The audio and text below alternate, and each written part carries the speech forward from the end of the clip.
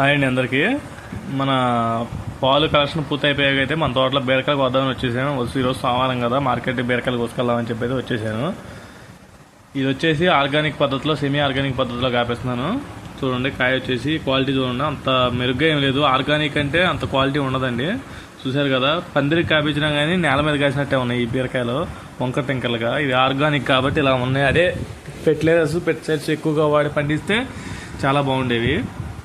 Organic అని చెప్పి organic దీనికని చెప్పి ఆ మేడం గారు, అగ్రికల్చర్ మేడం, ఆమె తీసుకెళ్ళింది 12 కేజీలు మన దగ్గర స్టాల్లో పెట్టుకోవడానికి. ఇదిగోండి, ఈ విధంగా వైరస్ వచ్చేసింది. వైరస్ రావడం వల్ల అంత క్వాలిటీ లేదు కాయ. అదే పెస్టిసైడ్స్ బాగా ఎక్కువగా వాడుంటే బాగా క్వాలిటీ వచ్చే తీగ కాయలు కూడా బాగా కాసేవి. ఏం చేద్దాం, ఆర్గానిక్ అంటున్నా అని చెప్పి ట్రై చేశాను. నేను తీసుకొని తిరుపూరు మార్కెట్కి అయితే వచ్చేసాను. మనకి వచ్చేసి 70 కేజీలు అయినాయి. కేజీ వచ్చేసి 25 రూపాయలు కట్టారు.